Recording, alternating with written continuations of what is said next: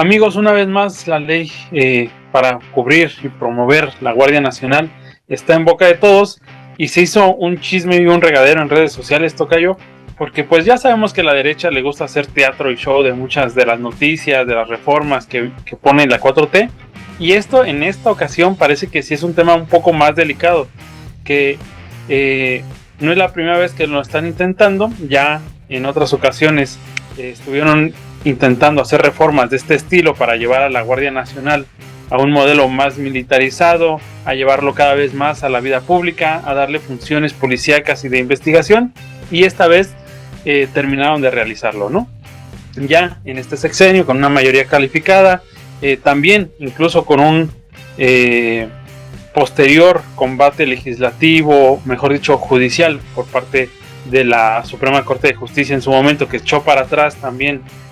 esta reforma, pues ahora ya aprobada en la Cámara en lo general, aunque la quieran llevar a la Corte, a la Suprema Corte, como había pasado anteriormente, posiblemente esto ya no va a servir de mucho. Pero básicamente, tocayo, esta reforma a la Guardia Nacional incluye varias cosas un poco escandalosas, ¿no? La primera es que pasa de manos de la Secretaría de Seguridad Pública a manos de la Sedena, ¿no? Completando básicamente ya la militarización de este cuerpo que de facto ya lo habíamos hablado una vez, ya era militar en realidad, ¿no? Pero pues presumiblemente con un mando civil ahora pues pasa ya toda la estructura a cargo de la Sedena. Y que hay otro punto bien espinoso para mucha gente, es que los militares en funciones ya puedan participar, puedan solicitar licencia para su participación en elección popular, en puestos de elección popular, básicamente en las campañas, ¿no? En cualquier nivel de gobierno, y que aunque hay varios tipos de licencia, esta las va a firmar, a darle visto bueno por parte de Presidencia o bien del Secretario de Defensa. Entonces, estas dos cosas parece que pues podrían esperarse de cualquier otro partido, tocayo, podrían esperarse de el sexenio de Calderón, cosas así, pero de Morena no solo lo estuvo intentando varias veces, sino que ahora lo concretó, y llama mucho la atención porque Morena en su momento, cuando era oposición, llamó tajantemente a la no militarización, se opuso a que la vida policíaca se llenara de militares, que la vida civil se llenara de militares, y ahora pues lo están haciendo, ¿no? Parece que a Morena se le está olvidando mucho cómo fue ser oposición, y ahora pues parece que no fue Morena, van a decir después que fue Patricia, ¿no? Como el meme, porque la verdad es que no tiene mucho sentido que un partido progresista haga reformas de este estilo, y con puntos tan espinosos. Ya sabemos que la Guardia Nacional tiene más de 100 funciones civiles, ya les dieron toda la construcción del Estado que están construyendo y de los grandes proyectos de la 4T. Inicialmente habían dicho que en el 2028 ya iban a quitar esas funciones policíacas. Ahorita que ya pasó a manos de Sedena, básicamente se hace indeterminada estas funciones, y que además les otorgan otras funciones como el hecho de la investigación, de la filtración, de la privacidad, de llevar misiones encubiertos. Y no solo eso, sino que el presidente en turno tiene también la facultad de poder usar la Fuerza Armada en sus tres ejes, Ejército, Marina y Fuerza Aérea, para llevar a cabo la ejecución y operaciones, ¿no? Básicamente al mando del presidente. Esto que, aunque ya existe en los hechos, pues sí lleva un problema de fiscalización, del control de la tropa. Estamos hablando de que la Guardia Nacional y todo el ejército son más de 400,000 militares. O sea, estamos hablando de una fuerza política considerable que puede ejercer su voto, puede movilizar el voto, y no es nada despreciable. Y bueno, la función de policías, que hemos visto que la Guardia Nacional, a pesar de que ya existe desde hace algunos años, no ha hecho un combate real al crimen organizado y al fuero común, ¿no? Entonces, con este discurso de la seguridad que sí, todo el mundo estamos sufriendo, estamos avalando de cierta forma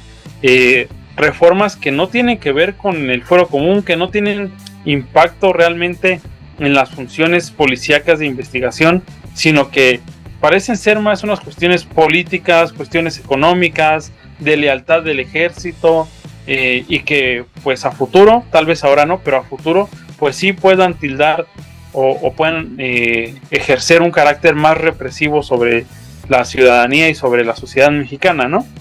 Entonces yo creo que no podemos hablar de una mejor justicia, de una mejor acción por parte del Poder Judicial, mientras, pues bueno, la justicia no va a cambiar simplemente desde su base, ¿no? O sea, desde el Ministerio Público seguimos teniendo el mismo problema. Mientras no reformen los ministerios públicos, no quiten los elementos corrosivos que existen, esto no va a funcionar, ¿no? También hay un rezago enorme en la cuestión de forenses, y que con eso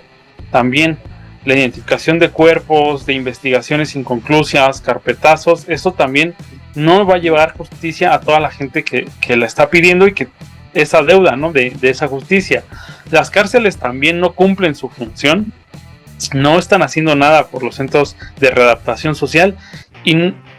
no importa que salga el soldado, la Guardia Nacional a combatir este crimen, si finalmente el tema de la seguridad y del castigo no se está incorporando, no lo están viendo, y finalmente pues el ejército sigue sin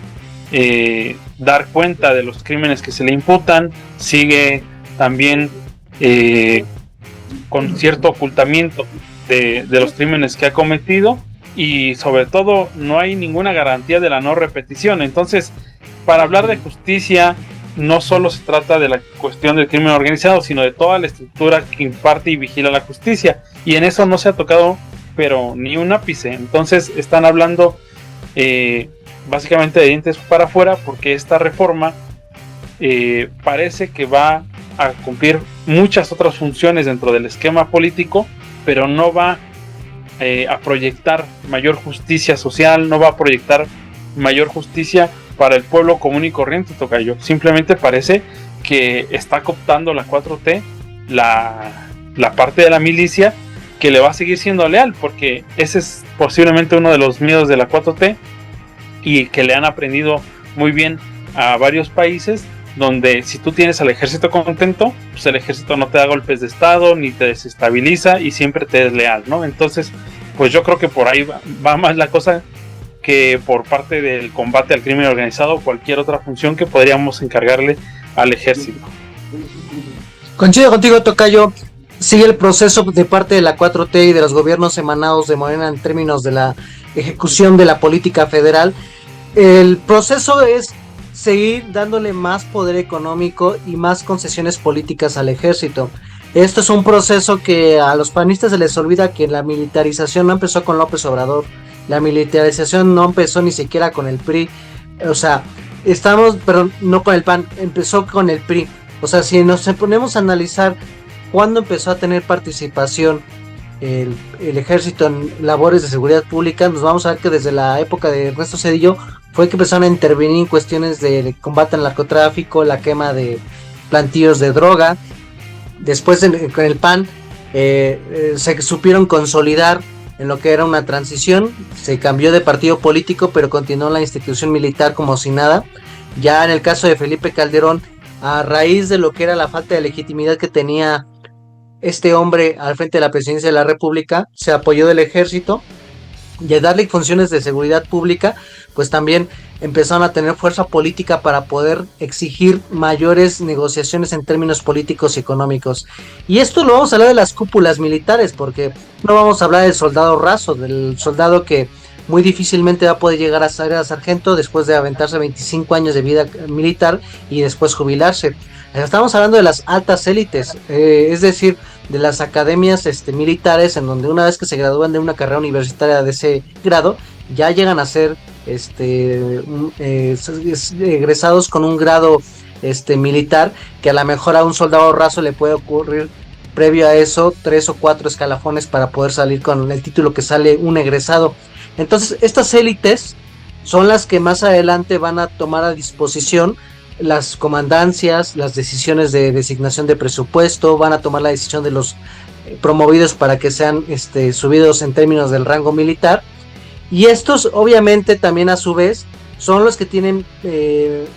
carta cabal abierta para que tomen la decisión en qué se va a gastar el presupuesto. Obviamente hablamos del presupuesto que tiene el Ejército Mexicano, la Marina, y ahora van a tener un tercer presupuesto y designación y personal que va a ser la Guardia Nacional. Es decir, vamos a tener 3 fuerzas armadas militares, de las cuales formalmente el Ejército y la Marina son para las cuestiones de protección del territorio nacional y la soberanía, y vamos a tener una tercera fuerza militar que va a tener funciones de policía nacional. Entonces, ¿qué es lo interesante que debemos de analizar? Y nos queda clarísimo que el ejército empezó a tener mucho poder económico. ¿Por qué? Porque ellos tenían mano para la contratación de empresas que le van a dar servicios para que los militares construyeran los barcos del bienestar, construyeran las carreteras que les asignó el presidente López Obrador, construyeran el Tren Maya, construyeran las secciones que les encargaron del proyecto del Istmo de Tehuantepec y el corredor industrial que va a también tener esa zona, que construyeran obras importantes de conexión entre lo que van a ser sus obras públicas, construyan aeropuertos. Entonces, ahora que lo que se pasa a otra etapa es de que ahora van a tener representación política. Previo a lo de la representación política, me saltó un cacho de análisis. Ya con Enrique Peña Nieto, el ejército también ya empezaba a hacer obras. Empezó a hacer obras donde ya participan directamente con sus especialistas egresados de sus universidades. Insisto, el acuerdo es de que ellos seleccionan qué tipo de empresas son las que van a entrar, y es donde pueden tener ganancia los mandos militares, porque se asocian con grupos empresariales que les van a dar los servicios de gente en términos de profesionistas o de gente con oficios, o les van a dar directamente la venta de bienes para lo que es la obra pública. Es decir, eligen qué empresas constructoras, qué empresas de distribución de grava, qué empresas de distribución de varilla, de cemento, qué empresas van a promocionar a lo mejor otros especialistas que directamente no produce el ejército. Entonces, ahora con la tercera fuerza que tendrían, es de decir, pues ahora nos vamos a encargar de las políticas de seguridad pública y también vamos a tener acceso a lo que es la parte de la seguridad pública. Entonces, vámonos ahora a lo político. Ya es muy sabido que en términos de las designaciones de los secretarios de seguridad pública en los estados y municipios, ya abiertamente están poniendo mandos militares. O sea, ya vemos al frente de las secretarías municipales y estatales militares egresados que son los que toman las riendas de seguridad pública. Y el siguiente paso natural es que ahora van a querer posiciones de poder político. Recuerden que anteriormente en la Constitución nos planteaban que para poder tú participar en la política, tú tenías que dejar a un lado tu carrera militar. Y esto se dio en términos históricos porque a principios del siglo XIX la participación del ejército constitucionalista triunfante en la Revolución Mexicana, pues eran los que tomaban las decisiones políticas. Y fue hasta que Joaquín Amaro empezó en el proceso del 1925, de que se empezó la institucionalización del ejército, y ya se dio por entendido en los próximos 60, 70 años del régimen político mexicano encabezado por el PRI, pues de que el ejército ya no iba a tomar decisiones políticas, ya no iba a participar a cargos de elección popular, y ellos iban a tener una institucionalidad donde se iban a obedecer a los cargos electivos que se tuvieran por parte del Ejecutivo Federal, que en este caso sería la Presidencia de la República, de donde emana el comandante supremo de las fuerzas. Entonces ahora, si ya nada más la ley dice que nada más debes de pedir licencia 90 días antes, como cualquier funcionario público que quiere postularse un cargo que tiene que pedir esa licencia de 3 meses para poder ser candidato, pues ya son los siguientes pasos para que más adelante seamos bien conscientes de que vamos a tener tenientes, sargentos, generales, cualquier tipo de rango militar en la Cámara de Diputados, después en la Cámara de Senadores, y después cuando los militares quieran ser candidatos a presidentes de la República o gobernaturas, ya no se va a pedir que tengan un tiempo determinado, entre comillas largo, de retiro, para que no utilicen la estructura del poder militar en beneficio de sus intereses políticos. Ahora solamente son 90 días, entonces esos 90 días pues prácticamente no es nada, pero pueden tener todavía conexiones con estos grupos empresariales que están siendo beneficiados de la obra pública o de la venta de servicios a las instituciones militares o de seguridad. Van a tener cercanía y trato directo con la clase política, tanto a nivel municipal, estatal y federal. y obviamente pues también van a tener la oportunidad de tener esa vigencia de que estuvieron al frente de, por ejemplo, de cuarteles militares, estuvieron en proyectos de investigación militar, estuvieron al frente de proyectos de construcción y obra pública que también participa el ejército, entonces su nivel de conexión va a ser más cercano. Entonces, mencioné todo esto porque vean que es un proceso que fue con Cedillo, con Fox, se adaptaron a la transición, con Calderón fue donde tomaron las riendas de la seguridad pública, y en el caso de Enrique Peña Nieto y de López Obrador, aparte de todavía hacerse más fuertes en términos de la administración de la seguridad pública federal nacional, pues ahora también se volvieron constructores. Entonces, estos son los pasos que debemos de ver con peligro, porque en términos militares, pues hay que recordar que cuando surgió el Partido Nacional Revolucionario eran 4 sectores: el campesino, el popular, el obrero y el militar. Y ya fue con el general Lázaro Cárdenas en la presidencia de la República, pues de que se consolidó la institucionalización que inició Amaro en el 1925, y ya nada más eran 3 sectores: el popular, el obrero y el campesino, porque el ejército se despolitizó y tenían la lógica constitucional. Digo, evidentemente había preventas económicas de sus presupuestos, pero ya tenían la lógica de que ya no se iban a meter en cuestiones políticas. Ese es el peligro que yo veo con esta reforma. No voy a negar, tocayo, que pues, es inevitable que el ejército ya tiene que participar en cuestiones de seguridad por el poderío económico y de fuego que tienen los grupos del crimen organizado, que estos crímenes organizados ya están en la prostitución, están en el renteo, están en el tráfico de armas, están en la prostitución forzada, están en la pornografía, están blanqueando capitales. Entonces pues es innegable que ya querer sacarlos de la jugada, pues evidentemente muy difícilmente una policía estatal o municipal va a tener el poder de fuego, pero ya darles poder político, eso es lo que me parece peligroso, tocayo. Sí, sin duda. Acá la pregunta que quedaría un poco al aire y que el público puede contestar es: ¿qué va a pasar cuando no esté la parte más progresista de Morena, ¿no? Cuando pase el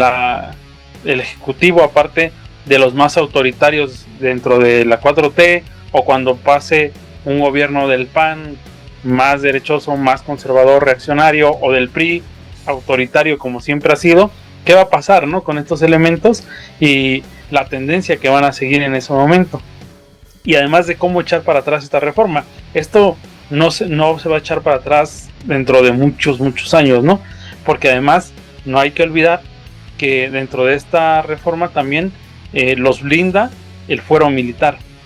y eso básicamente es un papel para que pues nunca les pase nada, ¿no? Entonces, como siempre, ustedes tienen la mejor opinión, háganos saber qué opinan en los comentarios, compartan este video y nos vemos la próxima vez.